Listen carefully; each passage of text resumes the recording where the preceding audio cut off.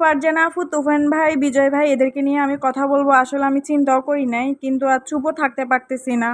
আজকে কয়েকটা দিন শুধু দেখতেছি মানে এত মানসিক টর্চার করতেছে তাদেরকে পোস্টের মাধ্যমে, ভিডিওর মাধ্যমে।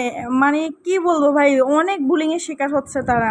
ফারজানা আপু, বিজয় ভাই, তারপরে তুফান ভাই কি সাকিবের জন্য কিছুই করে নাই? ফারজানা আপু শাকিব খানকে মানে নিজের কাছের মানুষের মতো এতটা ভালোবাসে যে উনি সাকিবের কখনো ক্ষতি চায় নাই। যারা বলতেছে যে ফারজানা আপু বা তুফান ভাই, বিজয় ভাই কেন শাকিব খানের পার্সোনাল লাইফ নিয়ে কথা বলতেছে, আরে ভাই শাকিব খান তো তার পার্সোনাল লাইফ নিয়ে হেনস্থার শিকার হচ্ছে, সম্মানহানি হচ্ছে।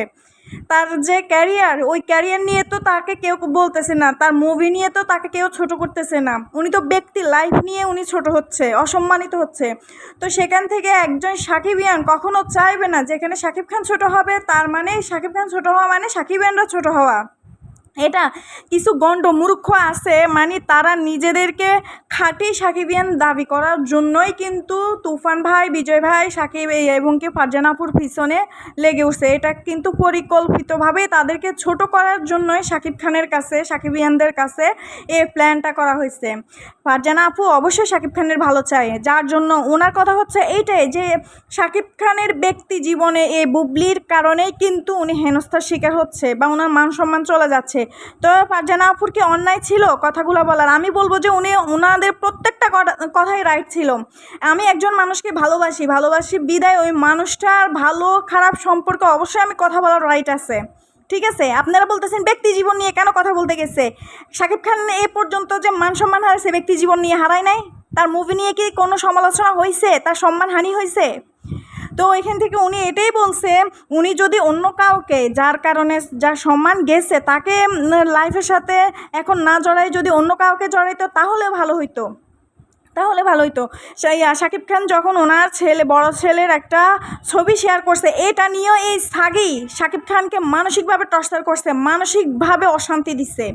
সেগুলো তো ওনার কথার মাধ্যমে ফুটে উঠছে।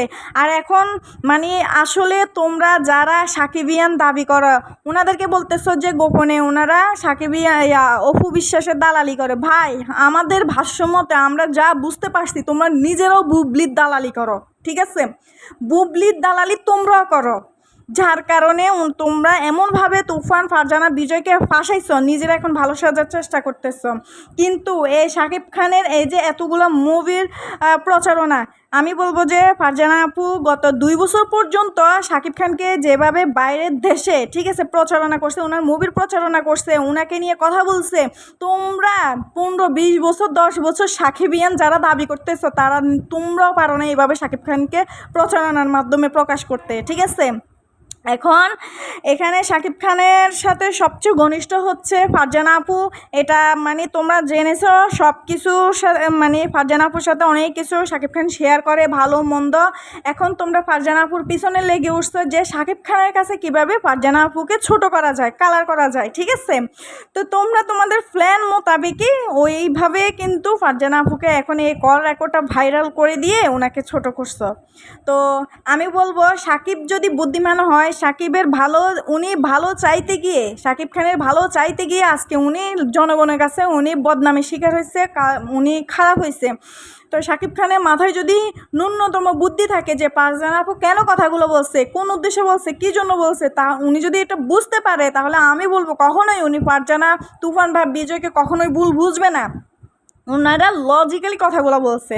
ওনার বড় ছেলেরও তো ওনার প্রতি অবশ্যই বীরের প্রতি যতটা দায়িত্ব আছে বড় ছেলেরও দায়িত্ব আছে। ফারজানা আপু ওই জিনিসটা বুঝাইছে, এটা তো ভুল কিছু বলে নাই, আমরা অপু বিশ্বাস বলে আমরা বলতেছি না, অপু বিশ্বাসের ভক্ত বলে আমরা এগুলো বলতেছি না। যেটা সত্যি, যেটা রাইট বলার দরকার, উনি ফারজানা আপু, তুফান ভাই, ওনারা কোটি মানুষের মনের কথাগুলোই বলেছে এই রেকর্ডের মাধ্যমে, আমি বলবো। কিন্তু তোমরা 2 দিনের সাকিবিয়ান যারা দাবি করতেছ তা সাকিবের কাছে ভালো সাজতে গিয়ে সাকিবের মান সম্মান, তোমরা না সাকিবিয়ান দাবি করো, সাকিবের ভালো চাও, এই ভালো চাওয়ার নমুনা এটা যে সাকিব খানের সামান্য একটা রেকর্ড তোমরা ভাইরাল করে দিয়ে কার মান সম্মান খাইছো তোমরা? অবশ্যই সাকিব খানের মান সম্মান গেছে।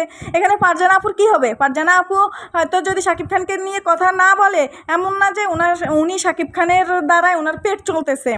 তোমরা উনি যদি সাকিব খানকে নিয়ে কথা নাও বলে ওনার কিচ্ছু যায় আসবে না, ঠিক আছে?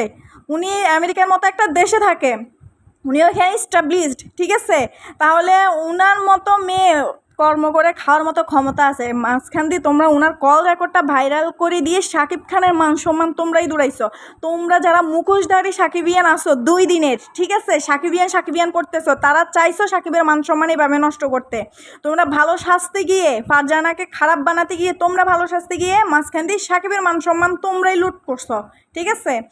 আর বিজয় ভাইয়া, সে আমি হয়তো ইদানিং হয়তো ভিডিও বানাচ্ছি অপু বিশ্বাসকে নিয়ে, কিন্তু আমি সাকিবিয়ান না, খানের হয়তো ভক্ত, ঠিক আছে? শাকিব খানকে ভালোবাসি বা পছন্দ করি একমাত্র অপু বিশ্বাসের কারণে। কিন্তু সবসময় বিজয় ভাইয়ার যে ভিডিওগুলো আমরা মানে দেখে আসতেছি, উনি শাকিব খানের এত ভক্ত। তুফান ভাইয়া কি বলবো, মানে নিজে সব কিছু বিসর্জন দিয়ে উনি শাকিব খানকে ভালোবাসে ওনারা। তো সেইখানে তোমরা যে ওনাদেরকে ছোট করার জন্য উঠে পড়ে লাগছো ওনাদের পেছনে, শাকিব খান থেকে দূরে সরানোর জন্য, এটা তোমাদের প্ল্যান, এটা তোমাদের ষড়যন্ত্র। এটা যারা মানে বোঝার, তারা কিন্তু ঠিক মতোই বুঝছে। শুধু এতটুকুই বলবো, দিন শেষে তোমরা সাকিবের কাছে ভালো সাজতে গিয়ে তোমরা সাকিবের বদনামটাই পুরো দেশে এখন রটাই দিছ।